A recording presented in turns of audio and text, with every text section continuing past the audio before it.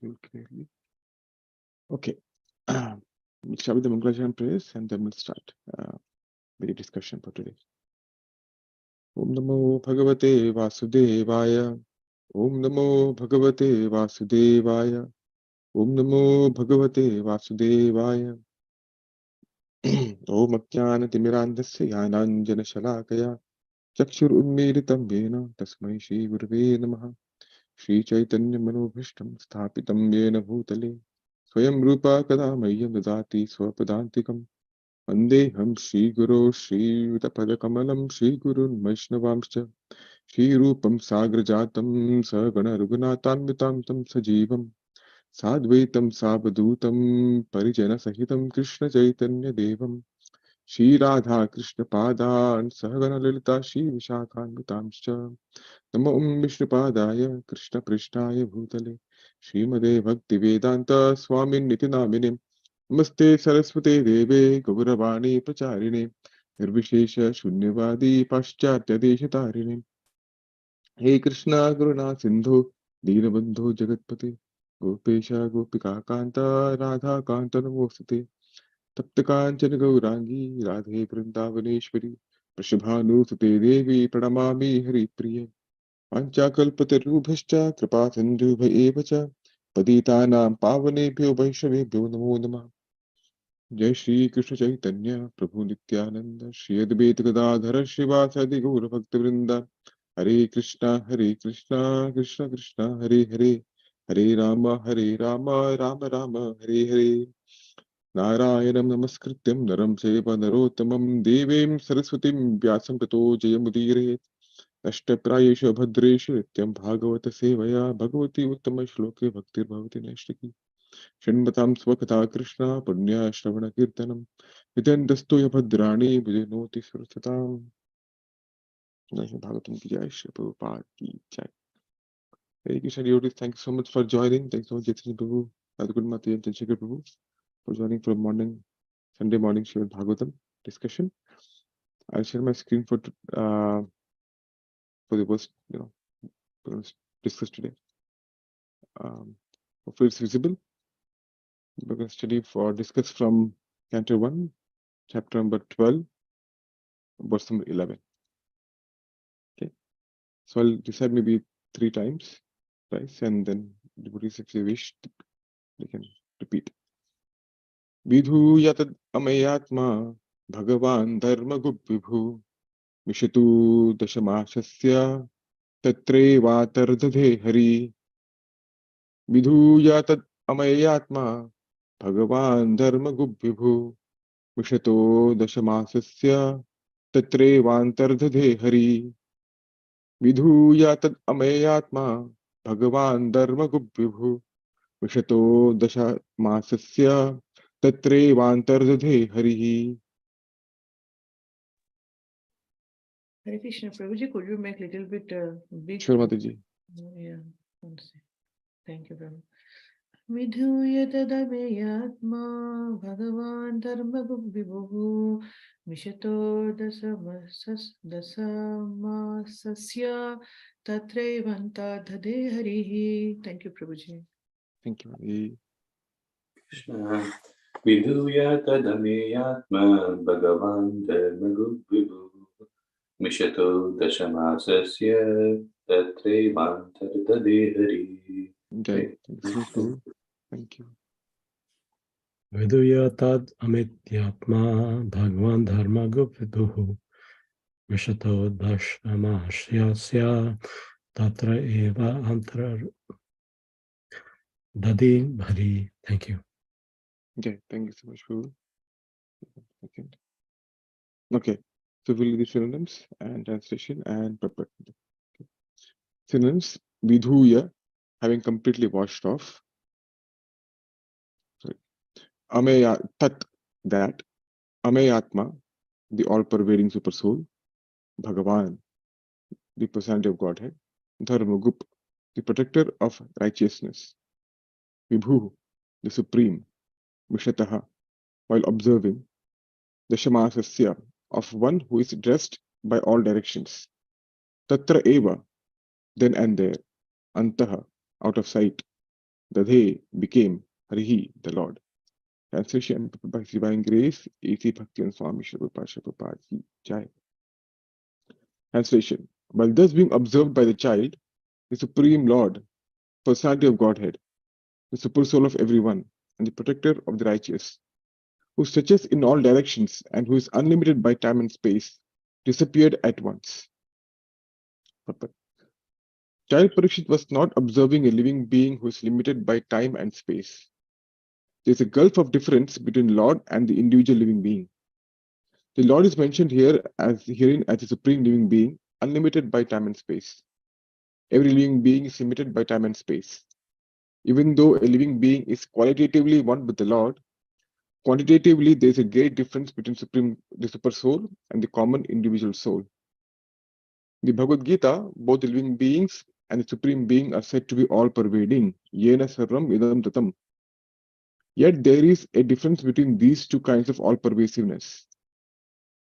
A common living being or soul can be all-pervading within its own limited body, but the supreme living being is all-pervading in all space and all time.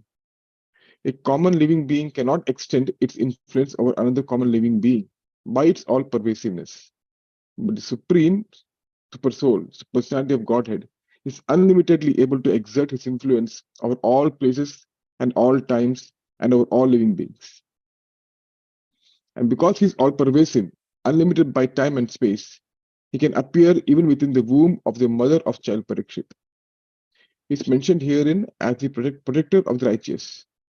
Anyone who is a surrendered soul unto the Supreme is righteous, and he is specifically protected by the Lord in all circumstances. The Lord is the indirect protector of the unrighteous also, for he rectifies their sins through his external potency. The Lord is mentioned herein as one who is dressed in 10 directions. This means dressed with garments on 10 sides, up and down. He is present everywhere and can appear and disappear at his will from everywhere and anywhere. His disappearance from the sight of the child Parikshit does not mean that he appeared on the spot from any other place. He was present there, and even after his disappearance, he was there, although invisible to the eyes of the child. This material covering of the effulgent firmament is also something like a womb of the Mother Nature, and we are all put into the womb by the Lord, the Father of all living beings. He is present everywhere, even in this material womb of Mother Durga, and those who are deserving can see the Lord. Okay. I'll do the verse once again. Vidhu yatat ameyatma bhagavan dharma gubhibhu vishito dashamasasya titrevantarhridhe harihi. While thus being observed by the child, the Supreme Lord, personality of Godhead, the super soul of everyone, and the protector of the righteous, who stretches in all directions and who is unlimited by time and space, disappeared at once. Jai. 1 minute. I'll just 112, right?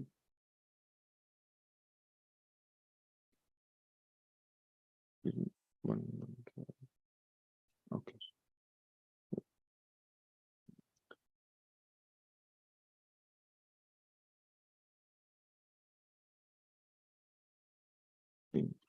Okay. Give me 1 minute and to ping the verse. Just make some notes on.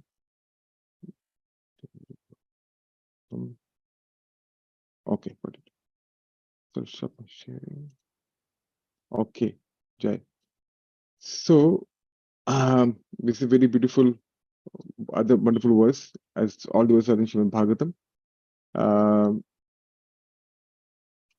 The chapter number 12 is basically the story from Parikshit Maharaj has started in chapter number 12. Basically, there was a detour taken by Sudha Goswami, and then again at the start of the 12th chapter, the Shaunakadi rishis, they again remind, Sudha Goswami, we were talking about so and so, but take a detour, but we want to know more about Parikshit Maharaj. And because the Brahmastra was shot, and from there the detour took place, Kunti Maharani and all the other stuff, going to Dwarka. Hastinapur to Dwarka, everything, right? So back to the flow of the chapter. Maybe took a detour. And the Shaulika Rishis at the end of the, at the starting of the 12th chapter, they ask, Sutta Goswami, how was the Brahmastra spoiled? The dreadful, the invincible Brahmastra, how was it spoiled? How was it stopped? How was Parishit Maharaj saved by Supreme Lord? That's the question they ask the Shaunik Rishis.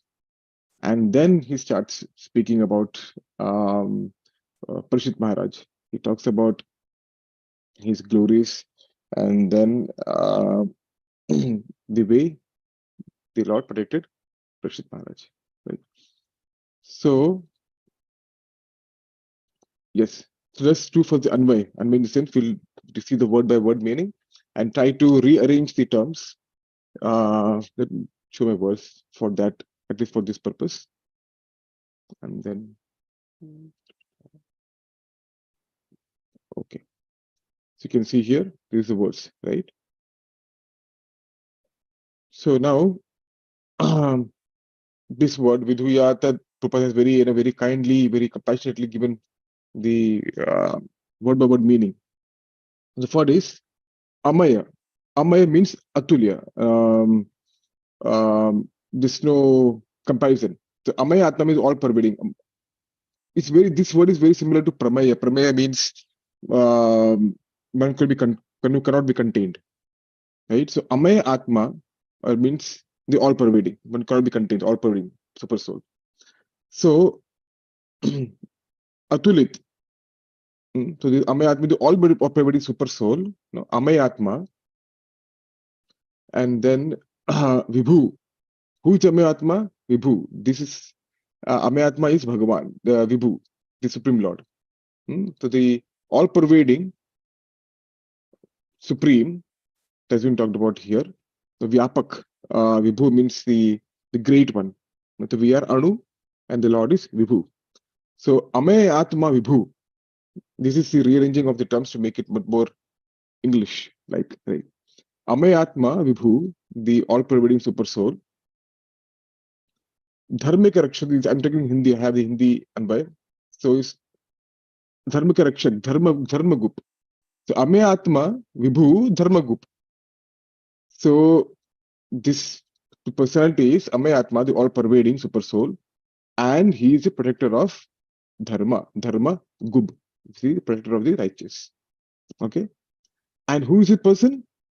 Again, another adjective is Bhagavan.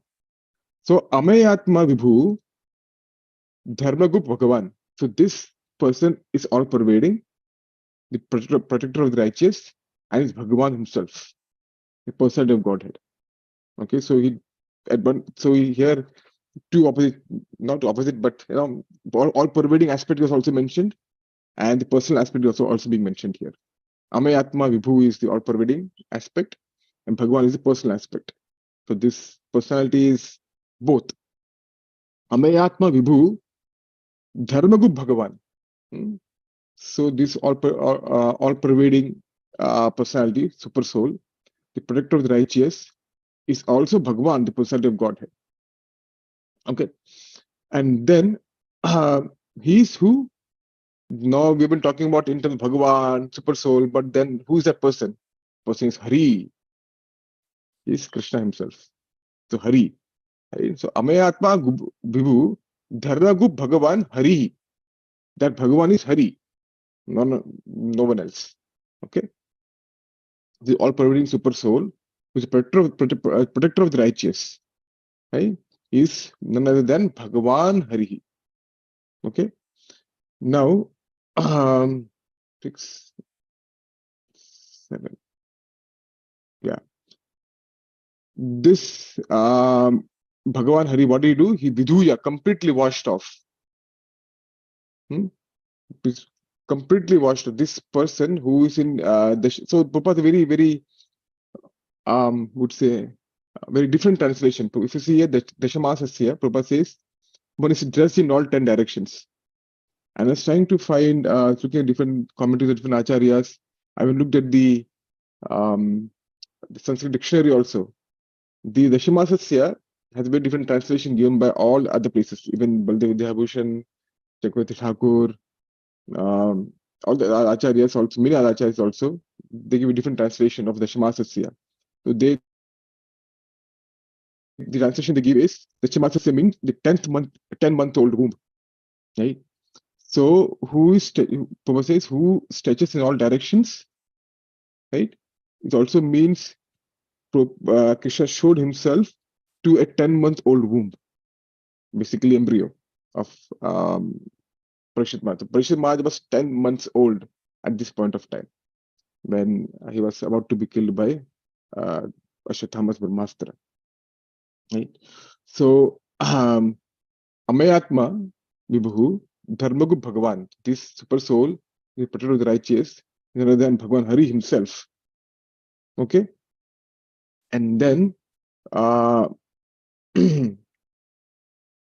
to find where they go. Okay. So, what did he do? Vidhuya completely washed off. What did he completely washed off? Right? So, अतुलित समाधानमत व्यापक तथा धर्म के रक्षक भगवान श्री कृष्ण उस ब्रह्मास्त्र के तेज को नष्ट करके he completely washed off because it's being talked about the context is being talked about from the previous verse. He completely washed off the effect of Brahmastra. Okay, and what happened then? Then Dashamasasya, Mishato Dashamasasya, he looked upon the 10-month-old womb. He looked upon, Mishato means observing. The Lord Hari observed the 10-month-old womb of Parishit Maharaj. And then what happened after that? Tatra eva antardadhe. He became out of sight. Right? So if we rearrange the terms, it becomes Amayatma, the all-pervading, Vibhu, super soul, who is Dharmagup, who is the protector of the righteous, who is Bhagavan Hari, specific, this Bhagavan Hari is being talked about here, the super soul. What did he do? He vidhuya. Vidhu means he completely washed off the extreme, the heat, the influence of Brahmastra. He completely washed it off. And after doing that, what did he do? Mishato, he observed. Observed what? He observed the Shamasasya. He observed 10-month-old womb of Parishit Maharaj. And Tatra Eva, and after that, what did he do? Antardhade. He became out of sight. Right. This is the Anvaya, this is the rearrangement of the terms of the Sanskrit terms to make it more English-like. Right. So, it's a very beautiful purport. While this being observed by the child, the Supreme Lord, Person of Godhead, Super Soul of everyone, the protector of the righteous, who stretches in all directions, unlimited by time and space, disappeared at once. So, when we are reading the purport, if you noticed, Prabhupada takes a phrase time and space, time and space, time and space, or unlimited by time and space. He talks of 5 times. He talks of 5 times that same phrase, uses the same phrase 5 times. Right? The Prabhupada is being extremely heavy in this case. No, the Lord is without, it's not limited by time and space, not limited by time and space. He can appear anywhere and everywhere. So, Jason Boo was, just to mention that Amandeep mentioned in his class that the story of Parishit Maharaj is incomplete without the glories of the Lord. Just that's why he's more glorious. Parishit Maharaj's story is more glorious because when we think of Parishit Maharaj, when we think about the appearance or disappearance of Parishit Maharaj, or during the life of Parishit Maharaj, the Lord is always there. Right? So that's very wonderful, beautiful aspect. So now we'll see Vidhuya Tat Amayatma. Right? So one of these, so I'll just take one word aspect of the verse and then we'll describe why it mentioned this particular verse. So why in this verse, the Bhagavan word is used. Why is the Bhagavan word used? Right, so Krishna gave darshan to Parishit Maharaj. Right, it's a beautiful form. And we saw a few verses before, Krishna's beauty is described in the particular verses. He is wearing bluish black complexion with helmet, everything. The beautiful description of Krishna has been mentioned in the previous couple of verses. right? And then what happened after that? He just vanished. Right? Krishna is vanished. Right? Tatra eva antardadhe. He's vanished from there. So now we can ask, why did he vanish? Why did Krishna make himself disappear? Why couldn't Parishit Maharaj hold Krishna and say, look, you stay here, I want to look at you? Uh, if he's so beautiful, why did Parishit Maharaj say, no, I want to look at you? Right? Why did Krishna disappear? Because he's Bhagavan. And one of the qualities, primary qualities of Bhagavan, at least in terms of Tattva, is that he's Swarat. Right? Janma dasya yatonvaya itaratas ja atheshva bhignya Swarat. He's all cognizant and all independent. It's all independent. Right? So he can come whenever he wants, he can go whenever he wants. There's a Bhagavan Harihi. The Bhagavan is, though he showed himself, he's Bhagavan, he's Swarat. He showed himself when he wanted to and disappear when he wants to. Right? So, but actually knowing Krishna as Swarat is surrender. Because Krishna, you can do whatever you want. We write, right? Asli Shabha Padratam Pinashtamam Adashinan Barmhata Karotuba Yatha Tathama Vidhatu Lampato Mat Pranatha Susa Evanapara. So basically, Krishna, you can do whatever you want. You can make me broken-hearted by not being present before me, can, do anything, whatever you want, but always you'll be my Lord. Right? So that is, so knowing Krishna as Swarat, in sense, all independent of Krishna, you are free to do whatever you want to do. That is surrender. When we have that kind of mood, then that's true surrender. Oh Krishna, you are the Nath, you are the Lord, I'm your servant, Kinkara, and you can do whatever you want. Whatever you want. So Kasi Putli, you can make me dance, whatever, they are totally surrendered to you. That's full surrender. So the word Bhagwan is used to indicate that Bhagwan is Swarat and he can appear and disappear when he wants to. Right? Now, Hari, the word Hari is being used in this particular verse. What's the meaning of Hari? Hari can mean two things in terms of, for non-devotees, one who takes away the miseries, right? So Hari technically traditionally means one who takes away miseries or destroys miseries of devotees. Here is called specifically Hari because he destroyed the miseries of Parikshit Maharaj. Right? He destroyed the misery of the extreme heat and heat and the teja, the effulgence of Brahmastra. Krishna completely removed that. Right? So that is why he's called Hari. But also one more thing, he's called Hari for one more reason. Why? So remember, Shukdev Goswami, this one aspect which I heard in a class, beautiful class. Shukdev Goswami, when he got, he was fully realized. When he came out of the womb, what did he do? He just went off, completely renounced. He just started walking, right, out of the house, right? But Bhagavan gave darshan to Parikshit Maharaj, but did not give knowledge, full knowledge which caused renunciation to Parikshit Maharaj, right? So he's called Hari because by not giving renunciation to Parikshit Maharaj, he's actually destroying the miseries of Pandavas. Because, for example, just imagine, right? Parikshit Maharaj comes out of the womb and just, okay, bye-bye, I'm done. And just goes away. Pandavas like, kya ho gaya? What is going on? No? So he destroyed the miseries of Pandavas because as soon as Parikshit Maharaj was born, he did not left for the forest. And that would have brought misery to the Pandavas. Right? So he's called Hari because one reason is he destroyed the miseries of Parikshit Maharaj. And he also destroyed the miseries of Pandavas by not giving him the knowledge of renunciation to Parikshit Maharaj. Because after Parikshit Maharaj was born, he took life of Grihastha and then ruled the kingdom, right? So that is also one of the reasons I heard in a class why it's called Hari. Did not give the renunciation to Parikshit Maharaj, even though he gave darshan to Parikshit Maharaj. Okay.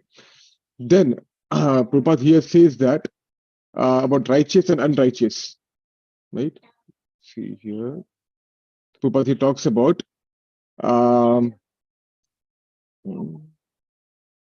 sorry. Right. Okay, Prabhupada talks about here righteous and unrighteous. If it is the dharma gup, the word dharma gup basically means gup means protector. Dharma Gop means the protector of the righteous. Prabhupada says here in the purport that he is. One second.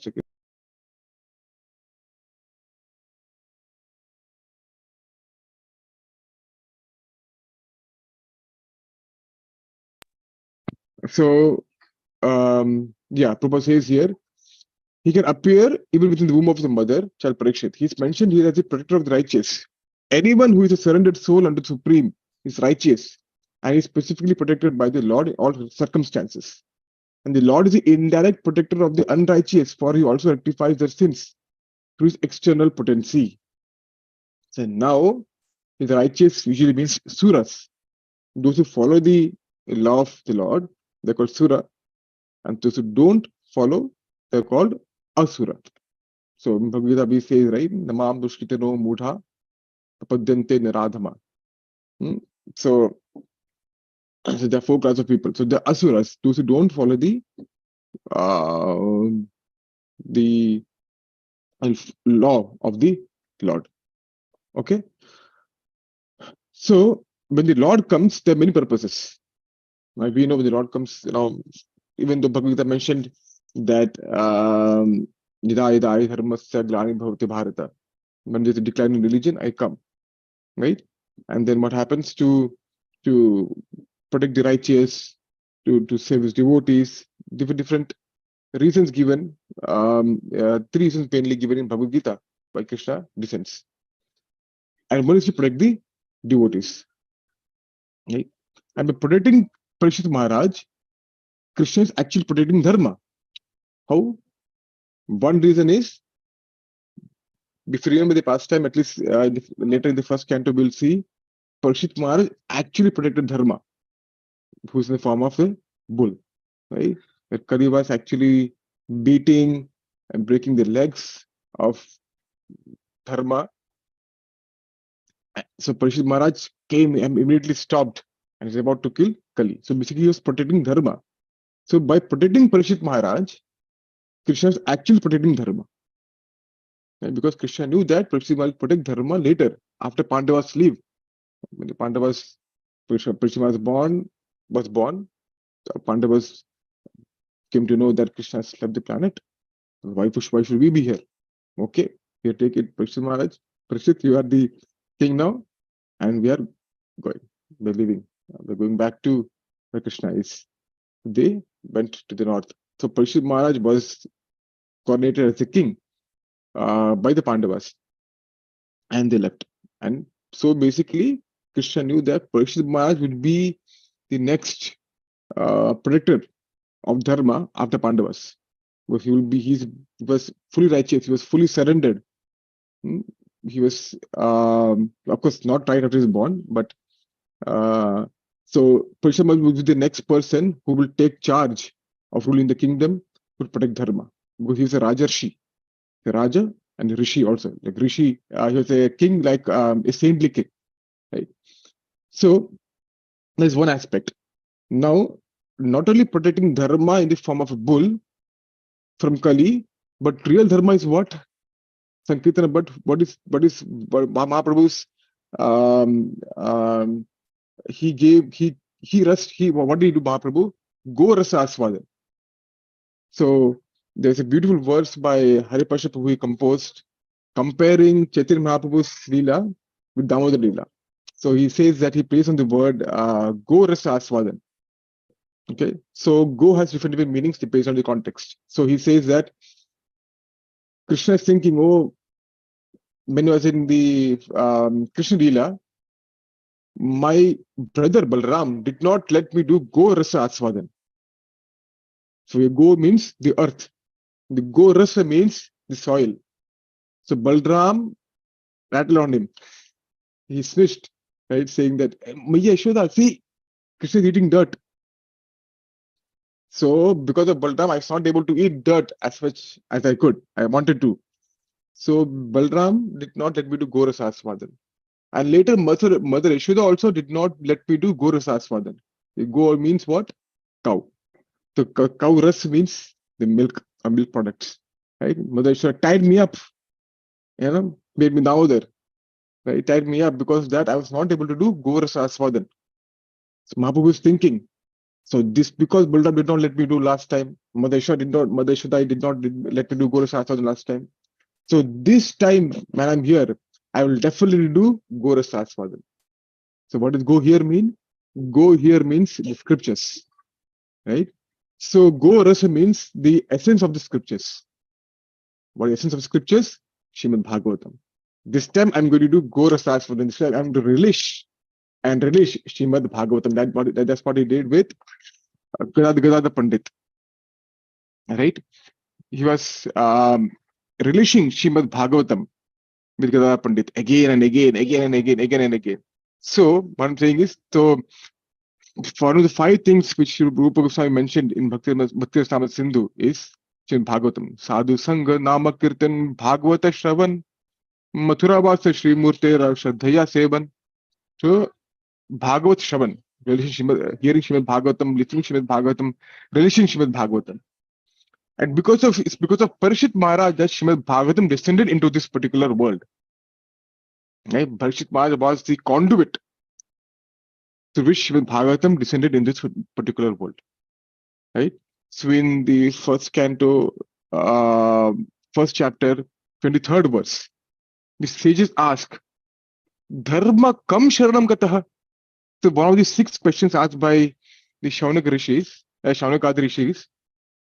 the last question asked by Shaunaka Rishis in the last verse of the first chapter.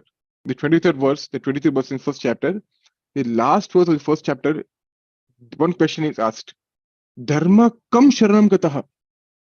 Dharma kam. Dharma, where did Dharma take sharanam? Gata, where did it go? After Krishna departed from this world, where did Dharma go? So what is the answer given by Sudha Goswami or Shukdev Goswami? Krishne Sudham Upagate Dharma Jnanadi Visaha Kalau Nashta Dishamesha Purana Arko Adhinodita. So Krishne Sudham Upagate, after Krishna left for his abode, along with what? Dharma Jnana Divi Saha. Dharma Jnana Adibhi Saha means along with Dharma Jnana, etc. Everything went along with Krishna. Kalau Nashta Dishamesha. In this Kali Yuga, the people are so blind, not because they don't have eyes, because it's so dark. Krishna, the sun like Krishna, disappeared from this world, making everything dark. So we need sunlight. We need sun to see, right? So because the son of Krishna was not there, entire world plunged into darkness. And because of that, what happened? We're bringing time to find, right? We have to see, right? So who came, right? So Dishamesha Purana Arka Adhinodita. The Srimad Bhagavatam arose like the sun to give light to everyone in this dark age of Kali. So Dharma has taken shelter of Srimad Bhagavatam, right? So protecting Dharma means Srimad Bhagavatam was descended into this world through Parishit Maharaj. So protecting Dharma means protecting devotees. Right? So protecting Dharma means protecting devotees, because the devotees are the instruments which Krishna uses or Krishna engages to protect Dharma. And that's very, very beautiful aspect, right? So again, so one reason Krishna is called Dharma Goop here is because Krishna knows that Parishit Maharaj will protect Dharma from bull later in his life. That's one aspect. The other is because Srimad Bhagavatam, Dharma, after Krishna left, took shelter of Srimad Bhagavatam. And Parishit Maharaj is the person or the conduit because of which how Srimad Bhagavatam will descend into this world. Right? So he's protecting Dharma in that way. And so protecting Dharma means protecting the devotees. Because the devotees are the means, the instruments. Nimitta Matar. You just become an instrument, O Arjuna. You see, are the instruments to protect Dharma. Right? So Sri Prabhupada was, Krishna doesn't have to come himself to establish Dharma.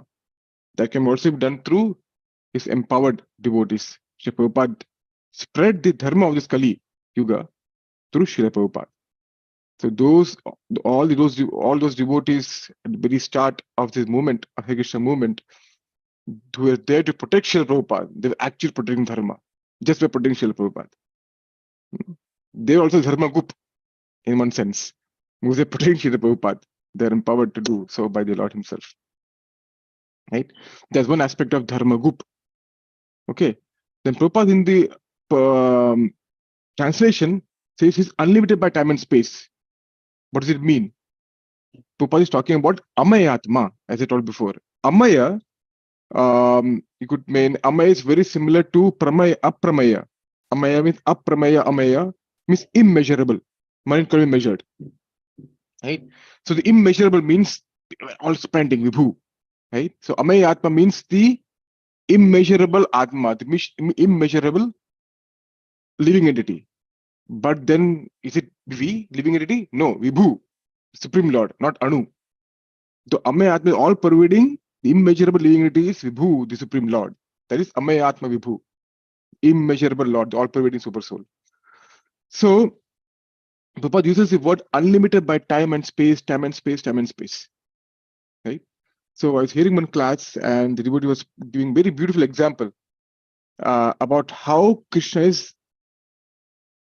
transcended by, has transcended time and space.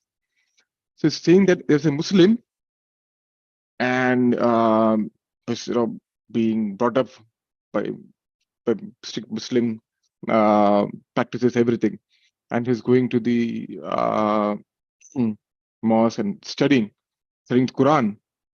And then the person was teaching said, God is everywhere. So now this child being very curious, very, very thoughtful or curious, he started saying that, okay, ask the question to the person. You said God is everywhere, right? Yes, God is everywhere. So is God is also in stool? Is God present also in stool?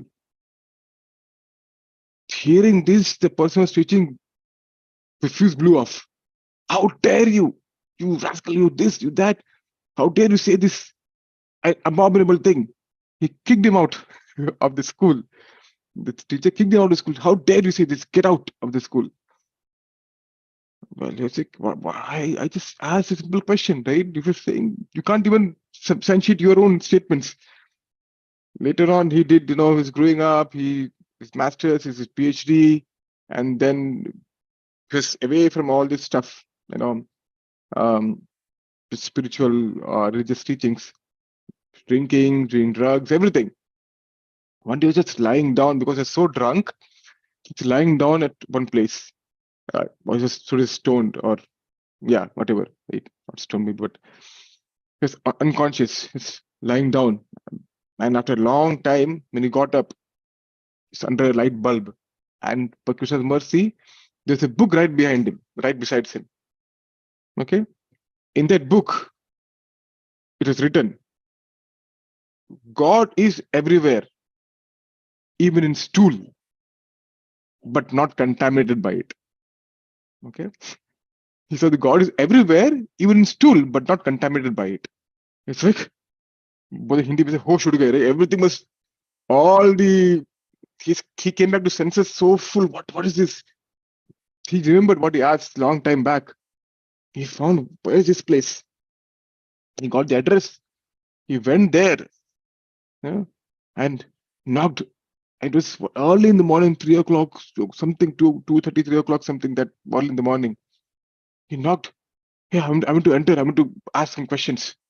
And the people said, what, at this time? No, we can't give entrance. Please go, please go. No, I want to enter. No, please go, please go. They closed the door. This person was so enthusiastic to learn more. Person climbed on top of the wall. Somehow he entered the bathroom and locked himself. Right? He locked himself in the bathroom. And when the people started going to the bathroom in the morning, they said, why is the door locked from inside? And he said, oh, I'm inside. I won't open the door unless you tell me, give me promise that you will answer my questions. I want to learn more about the philosophy. And said, "Oh, okay, fine. Please come out, we're going to get ready." And then they all get ready, and because he was drunk, smelly, they give him a bath, everything was ready, and then he asked a question. Right? That's how. So this, and what was the book he read? Bhagavad Gita as it is. This person, Bhagavad Gita, actually took the book. Prabhupada wrote that Krishna is everywhere, even in stool, but not contaminated by it. Right? So that's how this person got the actual understanding of how Krishna, how the Lord, God is everywhere, even in stool, but not contaminated by it. That is unlimited by time and space. Right? He's transcending. He's one of the aspects of time and space was when Narad Muni went to Dwarka, when Krishna, right? So everywhere Krishna is doing this different things at all the different palaces, and all different palaces at different times. So at one place he is doing something like it's here in the Canto 9, chapter 69. In one place, the Lord was offering oblations into sacrificial fire. In another, worshipping through the 5 Mahayajnas, and the feeding the Brahmanas, right? And somewhere he was consulting royal ministers like the Uddhava. He's doing all different types of things, and all place, time, everything is different. Everything is different. This is a clear-cut example of transcending time and space, right? It's not just array, doing same thing everywhere, or same condition, same environment, same time of the day everywhere. No, everything's different. He can be present at all places at all different times, at all same time, everywhere, whatever he wants to do, right? He's independent. So that is the there's a purpose is stressing on the aspect of unlimited by time and space is Amayatma, right? We can't contain him with our own logic. And logic takes us to some extent. After that, I mean, in terms of Bhagavan, because he is an Achintya, Abheda and Abhed is simultaneously one and different, that logic, the Nyaya logic which we normally use, doesn't fit. It goes for a toss, right? That is the phrase of unlimited time and space, and Prabhupada uses it, I think, 4 or 5 times in this particular purport. If you see here, Prabhupada uses this in the very start of the purport. And Prabhupada says, what is the difference between the living entity and the super soul? He tries to make a clear-cut distinction and gives a very nicely, he says that we are qualitatively one, the Supreme Lord, but quantitatively different. And he says the Lord is everywhere, and we are also everywhere. But the all pervasiveness, the meaning is a bit different. Yena sarvam idam tatam. For the living entity, the word is used in Bhagavad Gita chapter 2 is sarvagatam, present everywhere. So Acharya mentioned when Krishna says living entities everywhere, it means living entities are found on all the planets, not just Earth. All different planets have different types of living entities with different bodies. That is meaning of Sarvagata. But here, all pervasiveness, Prabhupada very clear cut makes a distinction that we know our own body, Krishna knows everyone's body, or Krishna knows everyone, but we know ourselves. We also don't know everything about ourselves. If we knew, then we wouldn't need this screening test, that screening test, this check, what is happening with the body. We should know everything, right? But we don't know. So we know our body to a certain limit. Krishna knows all the body. Krishna knows everyone to the fullest extent. And that is the difference between all pervasiveness and Krishna's all pervasiveness. This was mentioned in the chapter number 13 of Bhagavad Gita. Right? Kshetrajna. Right? He's Kshetrajna as a super soul, knowing everyone. We are also Kshetrajna, but we know this body. Right? This is our Kshetra. This is the limit how much we can know. We cannot know what is going on. We cannot influence other people in terms of directly. So that is the Prabhupada says Krishna is unlimitedly able to exert his influence over others, over all places, at all times, over all living beings. But a common living being cannot extend its influence over another common living being because they are not all pervasive. That's one aspect. of being unlimited by time and space. We are limited by time and space. Krishna is unlimited by time and space. Okay, and Prabhupada says that he protects the righteous. We talked about the protect the righteous. What about the unrighteous people?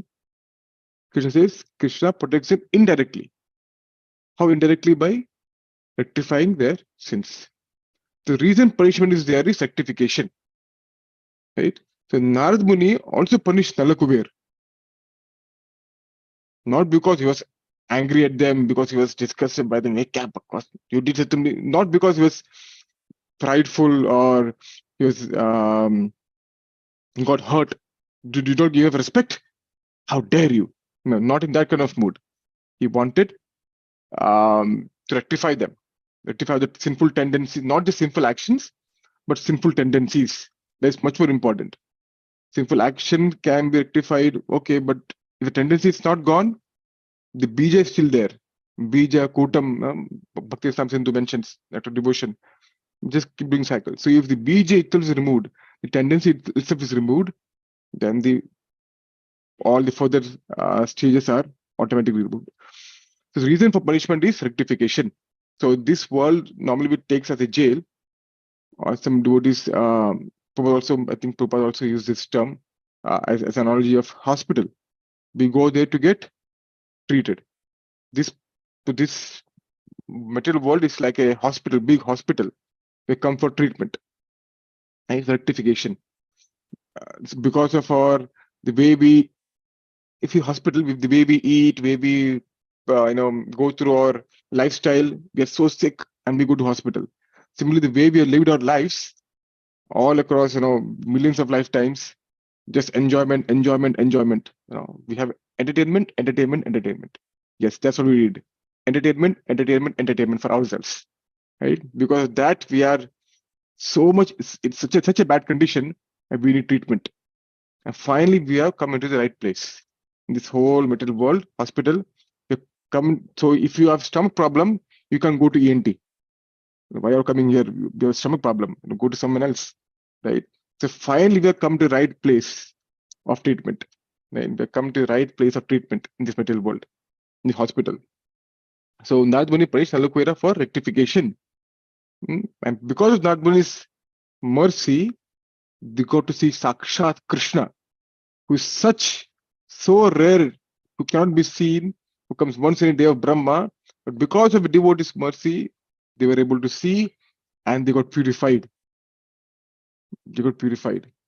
And in Gopal Champu, Gopal Champu is like a conversation, or the two personalities, Sigdakanta and Madhukanta. They are reciting all Krishna's activities to Nanda Maharaj and Mother Yashoda in their court in Golok Vrindavan. Sigdakanta, Madhukanta is none other than Nalakuera and Manigriva. And they got liberated, going back to spiritual world. Right? So Shri Prabhupada gives the example: the king has a son who is impossible to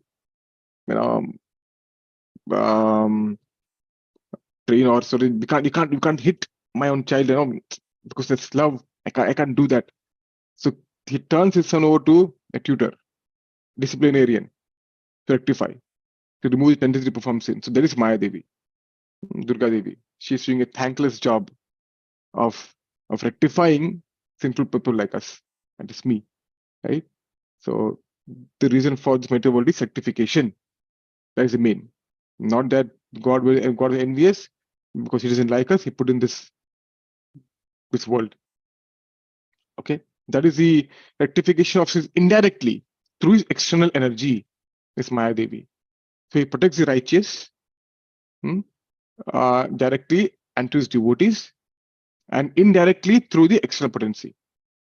For his devotees, because Devim Prakriti Mashitam, they have taken shelter of his Devim Prakriti, his Yoga Maya. Krishna is more or less directly taking care of his devotees. Well, for non-devotees or those who are not following his law, for asuras, extra energy takes care of all the stuff. Right? That is what he means. And the reason Prabhupada uses the word, or he translates the word as the Shama Sasya, as one is dressed in all 10 directions, is to mean that He's present everywhere and anywhere. And that's one meaning. That's the reason Prabhupada uses that particular translation. The other translation we talked about is the Shama Sasya by all the previous acharyas everywhere, is that Krishna was observing the 10-month-old womb child, Parikshit Maharaj. He was 10 months old, was about to be born. I could say Parikshit Maharaj about to be born. Right? So then Prabhupada uses a very nice sentence at the very end of the purport. This material covering of the effulgent firmament is also something like a womb of the mother nature. Right? That's what he uses the word. So now it's kind of a effulgent firmament. What is this? So you could say the yeah. Here the material nature is called the eternal firmament. And the Lord is present inside this firmament. Prabhupada says that the Lord is present everywhere, even in the womb of Mother Durga. Right? So this entire material world is effulgent. Why? Because the Lord is present inside the material world. He's also there inside the material world. Even Prabhupada says it's everywhere. Even now it's everywhere. And we know when Haripasha Prabhu came, very beautifully explained why was Narad Muni astonished, surprised seeing Lord 16,108 forms of the Lord. He just turns on, switch it on and off. All the personal forms of the Lord are present everywhere. Between me and the screen, the Lord is present. Right? He just chooses to switch off, not turn on himself. Right? He's present everywhere in this material world also. Right? So this effulgence is because of the Lord. The eternal firmament is a material world, and the Lord is present inside this firmament. Right? And because it's effulgent because of what? Of the Lord. So when someone dies, what happens? Their luster is gone. The tej we say, right, is just it's gone. And during Prabhupada's time, the media used to say that the Hare Krishna is the bright-faced. Oh, these people, you must have seen, when Prabhupada disciples, when they share their realizations, they say that I saw some Sharon-head people, they're so bright-faced, smiling, so happy. The bright-faced. It's like the radiance of spiritual awakened condition. The spiritually awakened, Sri Prabhupada's teachings and his presence. And because of that, they say effulgence coming, and it comes out in their form, from their face, from their body. And the devotees are so enthusiastic, they're radiating. Right? So this material covering of the effulgent firmament. So this entire material world is like the womb. Like the womb. And we are put into the womb by the father of all living beings. Aham bija pratapita. This material world is like the effulgent firmament. Because Krishna is also present, it's effulgent, and the material nature is like the womb. And we are being put into this womb of Mother Nature. And that is the meaning of the eternal firmament.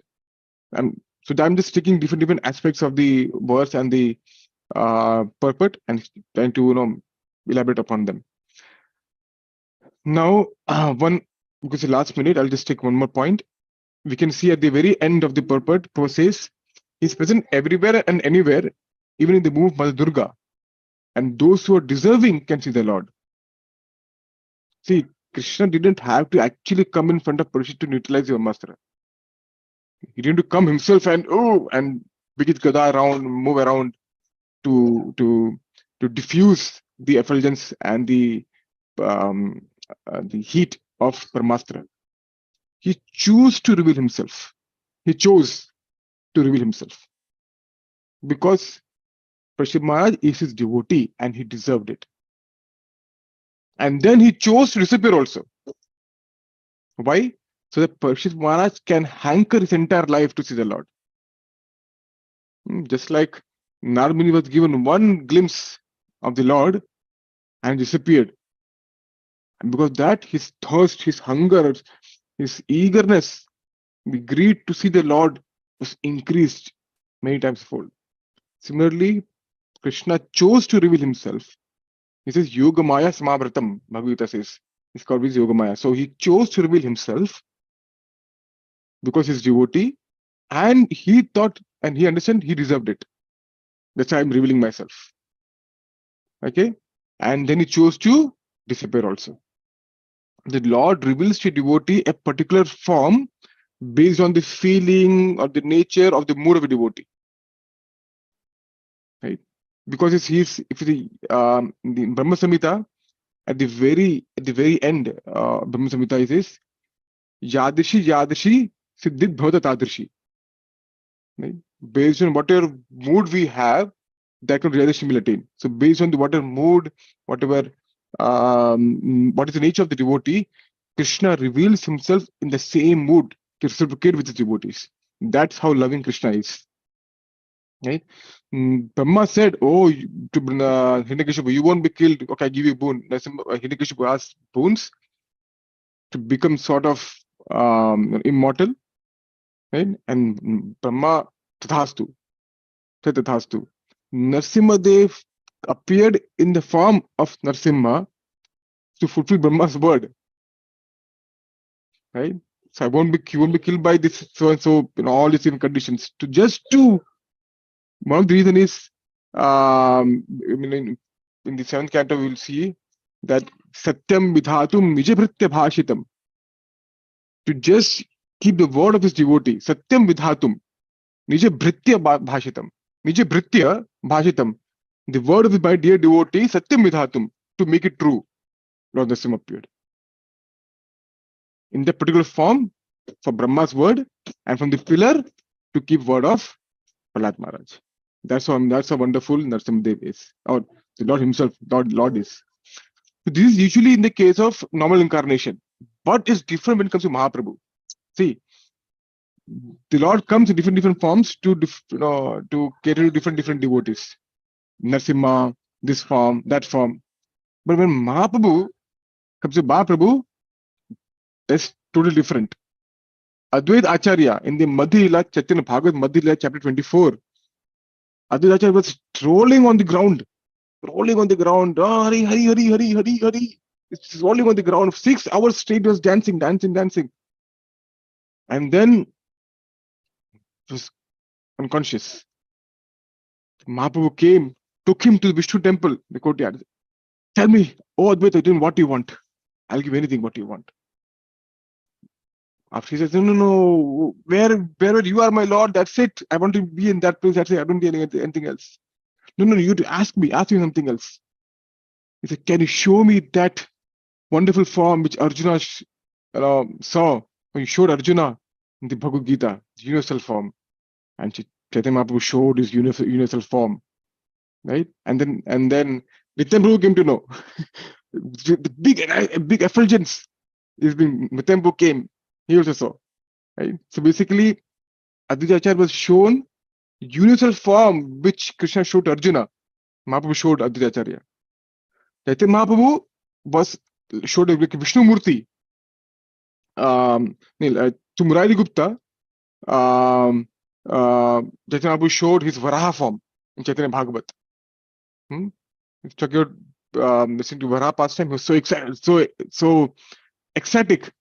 He took water pot. He saw water pot. He took the Varaha form, put the water pot on his tusk and lifting the earth. Right. And one point he says he felt like his Vishnu Murti. It's where's my Garuda? And Murari Gupta came as said, I'm Garuda, and then he climbed on top of Murari Gupta and Murari Gupta is running around the courtyard. So Mahaprabhu showed all, because he is the avatari, he shows all avatars. He showed all the different incarnations to all the devotees. The same person showed all different incarnations to all different devotees, especially the Mahaprakash Leela. So simply what I'm saying is, Mahaprabhu is so merciful. He is the avatari, right? And he is source of all incarnations.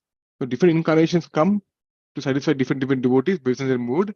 Mahaprabhu, one person, he himself showed all different forms to all different devotees. That is the beauty of, or the sweetness of Chaitanya Mahaprabhu. So I'll stop here, is 9:05. So once again, this verse we talked about right after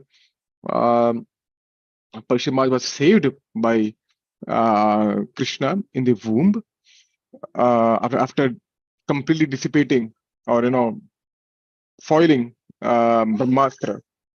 And after that, what happened? There's you mention this particular verse. While thus being observed by the child, Supreme Personality of Godhead, Super Soul of everyone, the protector of the righteous, Dharma Goop, who searches in all directions, right? Amayatma or Dishamasasya, who is unlimited by time and space, Amayatma, disappeared at once. He showed himself and he chose to disappear. Jai. Thank you so much. Please kindly forgive me for all the mistakes. You're all wonderful devotees. Please correct me. And if at all anything good came out of it, it's all the mercy of Guru Maharaj and Srila Prabhupada. Was wonderfully, very beautifully summarized the essence, the commentaries of all the previous acharyas, and give us in this has given the form of wonderful bhakti and the purpose. So can you forgive me for all the mistakes and please to offer corrections. Thank you so much. Shri Prabhupada ki jai, Ganashin Bhagavatam ki jai. Thank you so much. Hare Krishna. Hare Krishna Prabhuji, Dhanyavad Pranam Jai Srila Prabhupada. Thank you so much for the excellent narrations, Prabhu.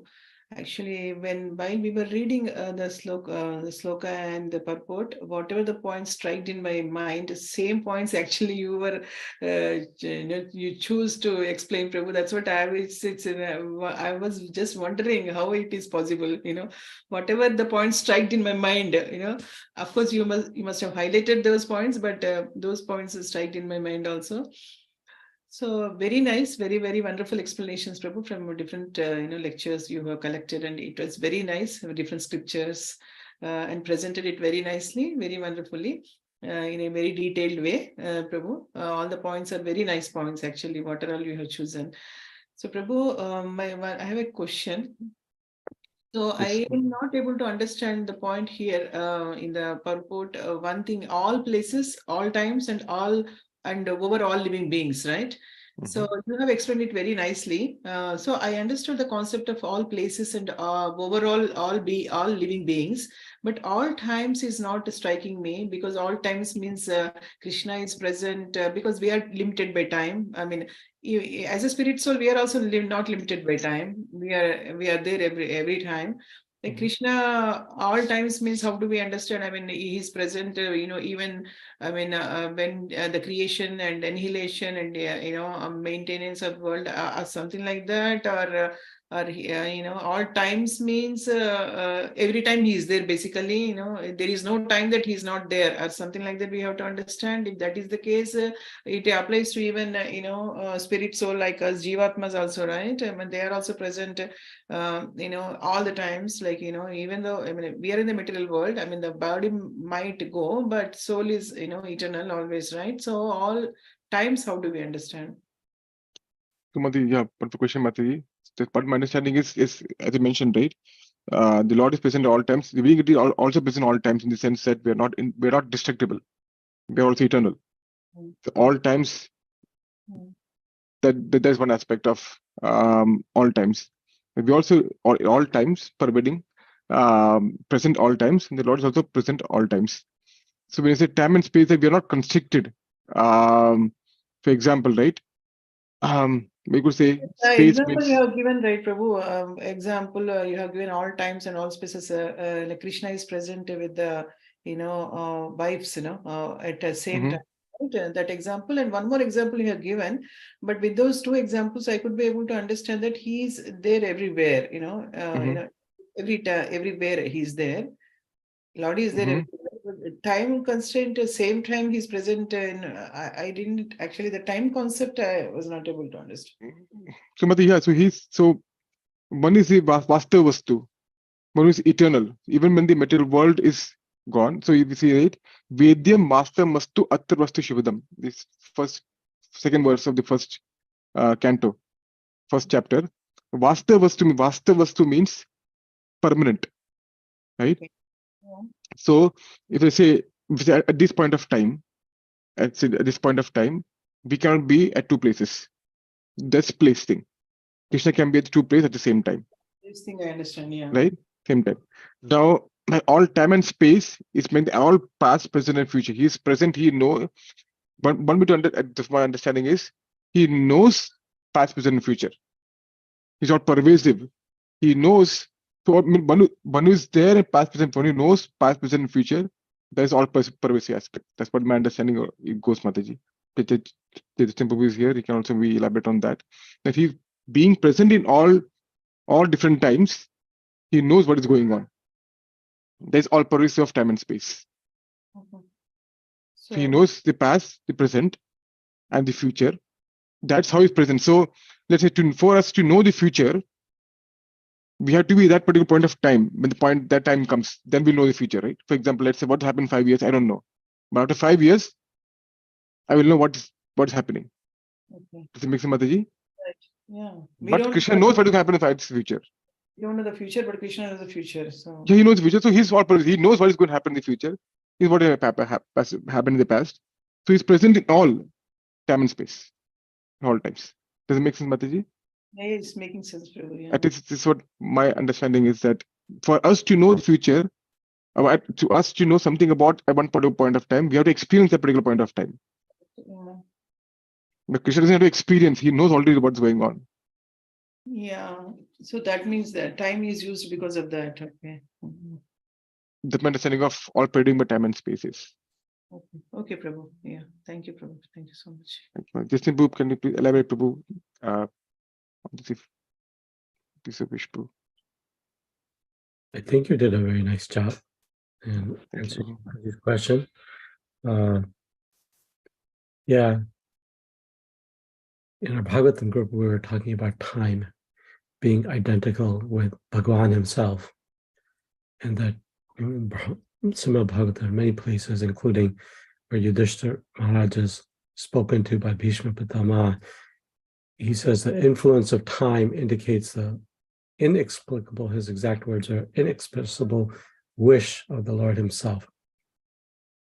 So some commentators on that verse, that's 1.9.15, very famous verse, where Bhishma Pitama consoles Yudhishthira. Some commentators say, that I think one way to understand this, Mataji, this kind of situation about space, you understand, but time. So the idea is that we, the Atma, are present. We experience time because of the past, present, and future of the material body. But if based on the Bhagavad Gita and Bhagavatam, we don't belong to the category of past, present, and future. We belong to the category of eternity. Yes. If we understand that the relevance of time is in relationship to the material body, right? Nature of soul is nitya, meaning without beginning, right? Anadhi, meaning without beginning, or without cause, as the specific way Vishwanath Chakravarti Thakur translates in Bhagavad Gita the word anadhi. So we don't belong to the category of past, present, future, or kal. We belong to the category of eternity. So because Krishna is an eternal being, he will be with us at all times as well. So, the very interesting thing about time is that you can only know time by its effects. Like, how do you know for Rasraj, 2 years have gone by? You know it because of the change in his body. So time imposes like a beginning and an end. Yet the wonderful thing, amazing thing about time is it's invisible. So I think those are the ways I would think about it, is that Krishna is exerting influence through all space and all time because he's not limited by time, and neither are we. We think we are, but we're not. Then how do we understand Krishna's superiority?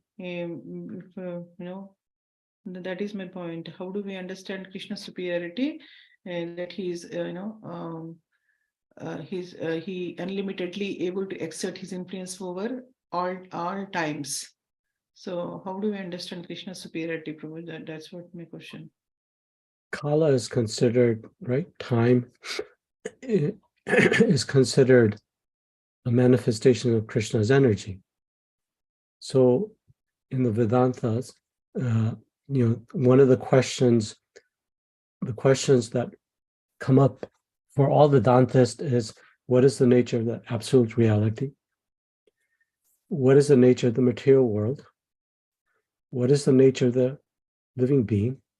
And how does the absolute reality interact with the material world and the living being?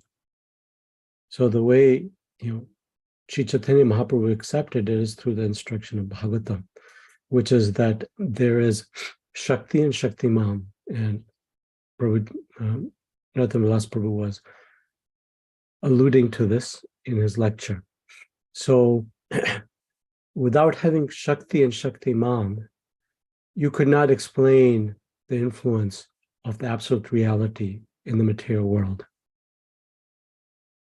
If you don't have that, if Krishna doesn't have energies that are non-different from him, yet simultaneously, right? Bheda, he is different than his energies, then there's no way to explain that how the Lord comes into the material world as Paramatma, as the regulator of Prakriti and the Jivatma simultaneously. So the way to understand Krishna as supreme is that the Shakti has a controller, and that's him. And that energy is in one way non-different, but in some ways it has to be different because of its nature of being the absolute truth. So that's the way I understand his supremacy, is because time is an energy of his. Very nice, Prabhu. Thank you, Prabhu. Thank you so much. Thank you, Narottama Vilas Prabhu. Very wonderful explanations and wonderful class. Thank you so much. Thank you, Prabhu. Thank you, Mataji. Very kind. Thank you so much. Always Prabhupada. Thank you, Prabhu, for the nice lecture and explaining, both in Tattva as well as in Leela, the beauty of this verse. I really like the analogy by Srila Prabhupada. I found it very wonderful how, the symbolism of simultaneous representation of Krishna appearing within the womb of Uttara and disappearing, like how the effulgent firmament is, effulgence is like the stars covering, the material universe, and how Krishna becomes visible, yet seemingly he disappears, just like he did for Parikshit Maharaj. And this purport is really wonderful. I mean, like you, I looked at Vishnu Chakravarti Thakur's commentary to it, and he, of course, has his nectarian, rasic commentary. But Srila Prabhupada has a lot of special things in here. Yeah, I like your exploration of that. Also the dasmasya, because I don't know much Hindi, but das I know is 10. And so, I was trying to figure out how that comes in. And I didn't see that. That's interesting how Srila Prabhupada called it dressed by all directions. Yeah. And others call it referencing to the 10 months that Parikshit Maharaj was in the womb. I don't quite know how to explain that. Yeah, I was looking at the dictionary, Prabhu, and Deshima Sasya, they just said 10-month-old, 10-month-old, 10-month-old, boom, everything's 10-month-old. So I don't know, yeah, maybe you can ask Prabhu maybe how to break this word. Yeah, you'll be able to explain it. Yeah, going back to the original translation of Bhagavatam, which you can see in BTG from like 1977, it's also the same, as what is in the current edition. So I don't know how to make sense of it. There's probably a relationship between the months and the directions somewhere.